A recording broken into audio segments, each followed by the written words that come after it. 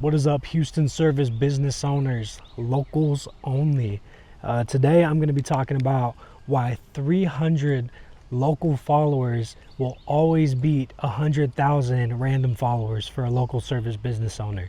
Look, numbers lie. Sometimes as business owners, it's really easy to look at our competition on social media and see they have these really big followings and think, dang, they're doing something I'm not, they're getting all the business. But we have to remember likes, followers, even comments to a certain extent, like this engagement can be vanity metrics if it's not leading to meaningful impact, right?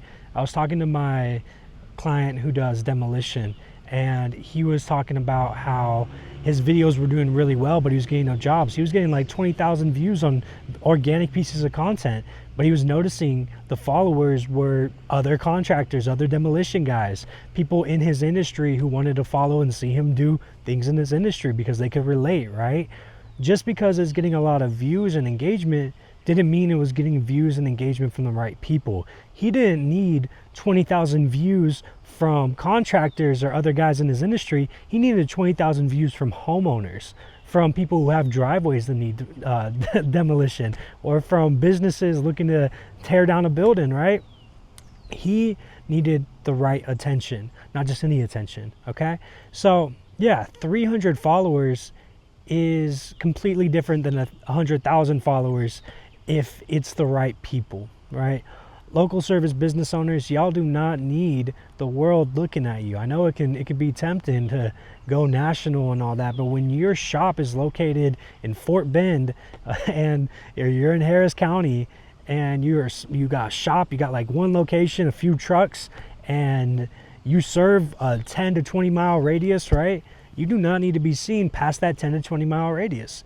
And when you make social media content for views or to be seen with just the intention of getting views or being seen, you attract people beyond your scope, which means less business for you, right? More outputs, more energy, consistently creating, spending money on videographers, editors, getting the content done for less results, right? Less return. What you need is to be strategically in front of the right people all the time, okay? So yeah, I mean, that demolition story is a good example. I was also talking to a tattoo artist. He had a business where he would only get views on his videos if he tattooed women who were being provocative, right? Or if he did political stuff that led to outrage on social media, right? That's how he would get views. And then people would come to him like, I want you to tattoo, this person on my body who's like a terrible person, or I want to get this really provocative type of tattoo. And so he was doing that because it got him views and attention, and it brought him some clients in. But the problem was, he's a family man. He's a new Christian, right? He has kids, he has a wife, and his wife doesn't like him tattooing these women in these ways, right? So what it caused was he was doing what he had to do to get leads and get clients, but he was getting the wrong people in his shop that weren't good for his soul, right? And so again, he was chasing views, he was chasing vanity metrics. He even looked at my page and he was scrolling through and he saw like my videos only had like 300 to 500 views on average, and he was like, well, there's not a lot of views on it. And I'm like, that's 300 to 500 service business owners. That's 300 to 500 people interested in my service watching me, right? And they're people I've brought to this page strategically. I talk a lot about my faith on my page. I talk a lot about service business owners in Houston, my trials, my struggles. And so I'm bringing those people to my page who hear this side of me and respect this side of me because I'm authentically me, right? And so I told the tattoo guy he needs to hop on and be authentically himself, right? He needs to attract the people who respect his faith, who respect his business, who respect that he's a married man. Because when he does this stuff for attention, he attracts the wrong attention. It might get him paid in the moment, but it's not fulfilling for what's most important, which is his soul, right? So yeah, that's what I told him ultimately, you know. And then we ended up talking more and figured out he was down to his last dollar, couldn't invest in himself. It sucked. I was like, dude, what do you have on you? Bro had like a few hundred in his pocket. And mind you, he was still posting consistently on social media, posting every day. And he was even taking down videos because they weren't getting views or because he wasn't getting attention from it. And so he would take down videos, and he was even second guessing his work because it wasn't getting the right attention. And so he was like burnt out on social media. And so I told him, like, dude, I'd help you with this. And he couldn't make the full investment in me. You know, he didn't have money to invest. He had like a few hundred on him. And I'm like, cool. You know what I want from you? I don't want your money. I want you, because he didn't have a bank account, right? I figured out he didn't have a bank account. He lives off of cash. And so I was like, dude, if you want to run local ads on Instagram to attract the right clients, you need to open up a bank account so you can put money into ad spend. And so I told him, look, dude, you don't have funds right now to invest in my program, but you have some jobs on the horizon. We will get a few thousand. You'll be able to use that for your ad spend. We can get you started, start getting you some wins, and then you can start paying me, okay? You have $300 to your name right now. I don't want any of it. Take 100, and tomorrow open up a bank account so that you and I can start launching local ads. And I'm not going to take any of your money right now. I'm not going to have you sign any paperwork. How I know you're serious is you're going to go open that bank account. You're going to put $100 in, and you're going to start saving money, and you're going to start building something that's sustainable, right? And he never did it. I mean, the next day I asked him, yo, did you make up the bank account? No response. And so I was willing to go like super low for this guy, right? I was willing to go pretty much nothing in if he was willing to show some type of commitment to changing and to bettering his life, because I felt with him. I could tell he was a man who wanted to express his faith more, attract the right people. He felt stuck, but it just in his mind, he couldn't get over the fact that yes, he would owe me more money eventually. And I'm not here to do bartering or trading. I'm here to pay my bills. So it is going to be an investment, right? So yeah, that's where that ultimately went. But like, it's really sad, like, to know that there's service business owners who really need my help and who I would love to help. But the biggest thing is, and this is why I'm like changing a lot of my wording with marketing too, I attract a lot of people who are in pain, which is the point of marketing. You want to find people who have problems so you can solve it. The problem is, though, I'm hitting so hard on the pain, I'm attracting people who are really, really struggling right now. And they don't have the finances to even invest in changing that, right? And another thing is, though, like, I'm like, okay, well, what do you have? Like, how can we help? How can I get you started? But it's just the commitment too, right? It's always a commitment. Are you committed to changing? Are you committing to doing better? Are you committing to getting out of this situation? Do you think the situation you're in is actually a bad situation? If not, then I don't think I can help you, right? I'm on the outside looking at your situation. I'm seeing fires over here, money pouring over here, opportunity over here. I'm an outside observer who comes in, learns this financial situation, and 9 times out of 10 too, I learn things about these businesses, the business owners, that they don't even tell their family or their friends because they're scared for people to know. I'm like some stranger they tell. And you know, I take that stuff with me, and I'm gonna take it to the grave for the most part. I'm not gonna throw out names or anything, but that's the reality of the situations I find myself in when I talk to these business owners. And all I ask is that they commit, that they put the effort in, they work, they grind, they follow my instructions, they want it, right? They want to change. They want to be better. I have a video I posted a few days ago where I talked about I invested $12,000 in myself at my last dimes, and I only did it because the catch was I had to really want it. I had to want to grow. They were going to give me the strategy, give me the game plan. I just had to work it. And I was like, no brainer. I want to be better. I want to grow. And because of that, I've made more money than ever before. So I give people that option as well. I'm like, look, I'll go down on you. We can finance things. We can do whatever we got to do. You just have to commit. You have to want it. You have to want to change. You have to recognize the situation you're in isn't good, right? So, yeah, a little tangent, a little bit off track, but I mean, that's really how I feel. Like, that's really how I see things. But yeah, so, I mean, he was just chasing views. He was chasing all that. He was living like a rock star party life, and ended up biting him in the butt. I mean, making crazy amounts of money, and then it all fell apart, and now he's barely making anything because he never built something sustainable, right? I mean, he went from like $50,000 a month to barely making $10,000 a month right now because everybody was referrals. It was only as good as his output on social media content, which was the crazy party lifestyle. So he was like burning himself dry because of that, and it wasn't sustainable, never was. And so I build something that's sustainable. I build with service business owners an ad process, a system to launch local ads, convert the people who view the ads, and to always track your numbers. I teach business owners track your numbers, right? You need to know your data. If you spend $1,000 your first month and you close 3 deals and that gets you $2,500. Okay, there's a return on your investment right there, right? There's ad spend, there's a ROAS. We need to track that, and we need to track that long term. We need to start putting team members in place to help you track that, right? That's how you build a scale. You scale up your business, how you sustain your business. That's what I did for my business. That's how I have my setter right now. I'm sending messages, inputting my numbers, tracking my data. End of the day, I just review everything once. I'm like, yep, it all looks good. This is accurate. That's what you have to build so you can have peace of mind. I know it takes me about $1,000 to get a new client. I have to spend $1,000 in ad spend to acquire a client, right? My return on ad spend is around 4 to 5. So I mean, it hovers. Sometimes it goes down to 3. But my return on ad spend it's good. But it's because I know my numbers. It's because I know how to track my numbers. I know how much it costs to get a client. I mean, I just gotta spend $1,000 to get a client. Okay, cool. So I'm chilling. Like sometimes it goes a little higher. When it goes a little higher, I decrease my spend in other aspects of my life, right? So super important stuff right there. Some game right there. But you guys, like, back to the main point, 300 followers is so much more impactful than 100,000 people who don't care about your business, right? 300 locals. Imagine like 300 locals interested in your service following you.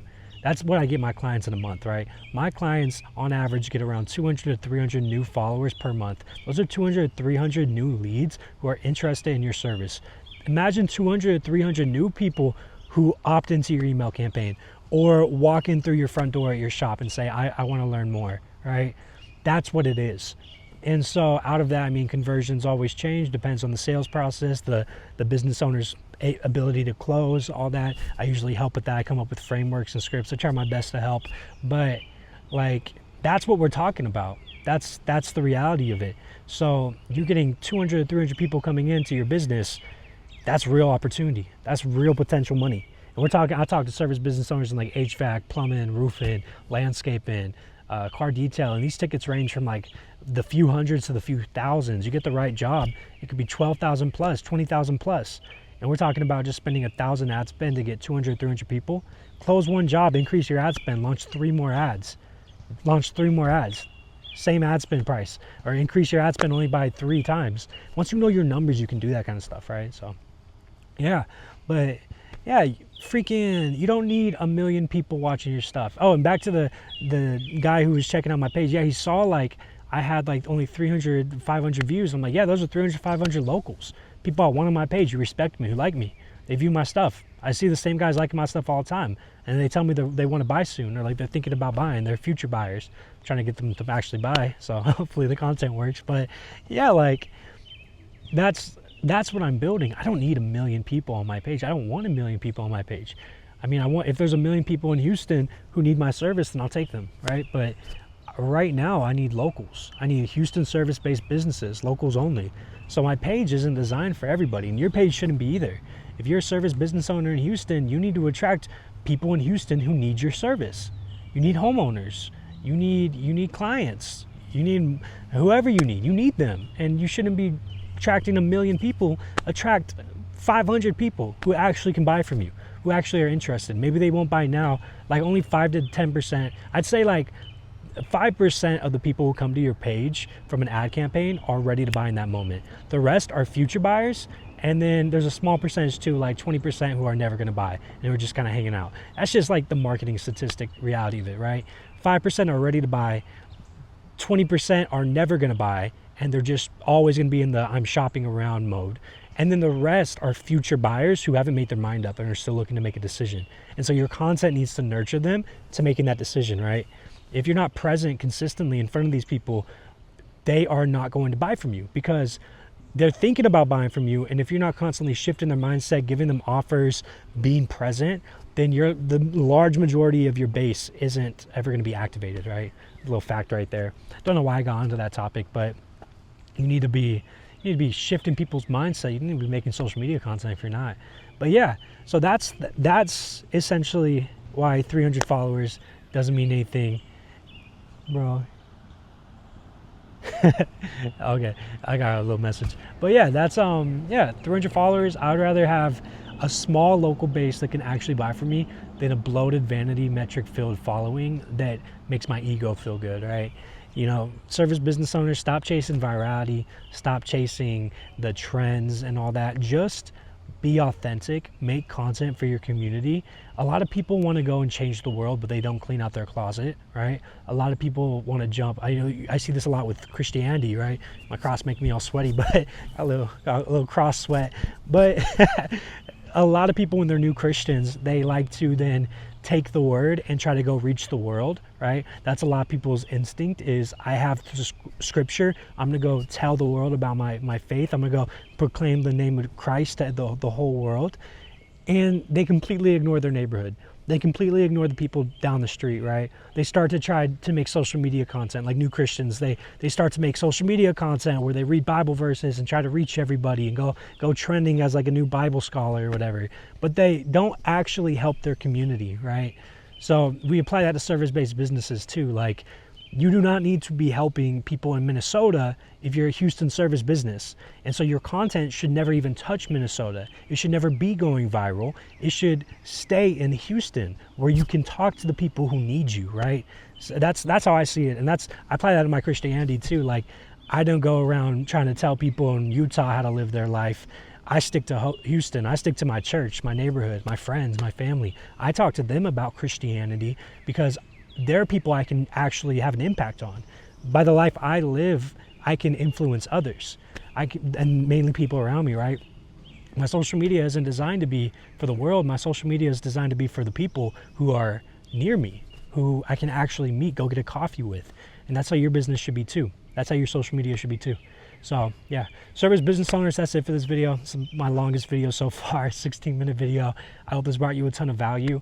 You learned a little bit about me, about why I do what I do, how my methods work, some stories of previous clients and testimonies, a little bit about my Christianity too. Who would have thought? Never really come into these with much of a plan. I usually just have like a vague idea of what I'm going to talk about, and usually I end up rambling. It's great though for social media. I mean, I can chop these up, make some reels out of it, get a lot of content, which is great. I'm a yapper, so this is like my style. This kind of is my style. I love yapping. I can do this all day. And I would do it all day if I don't stop now. You guys are going to end up getting a podcast out of me. But yeah, so definitely if you guys like this video, make sure to subscribe to my YouTube channel. Follow me on Instagram at JaredSittonHTX. And if you're a service-based business owner in Houston who wants to get a second truck, wants to finally reach locals who can pay you what you deserve, what you earn, and what you're worth, and you want to get the right clients in your Instagram, make sure to book a call with me. There's a link in the bio to book a call. Go ahead and book that call with me, and I'll set you up with a consultation. We'll see how we can do it. Be prepared though. I'm not talking about just helping for the freebies. I help my community for the freebies all the time as a Christian, but when it comes to the business, look, we gotta get the bills paid. So I'm here to help, but let's talk business. Let's have a real conversation. If you're not in a position where you can invest in your business, invest in your future, then keep consuming my content. I might have some offers later down the line for some more affordable things for people who are not in a current place where they can grow. Hopefully I get something like that going. But yeah, for people who are ready to grow, serious about growth, and have the funds to invest in a marketing campaign, I'm your guy. Give me a call. Book that call below. Let's talk business. All right. Peace.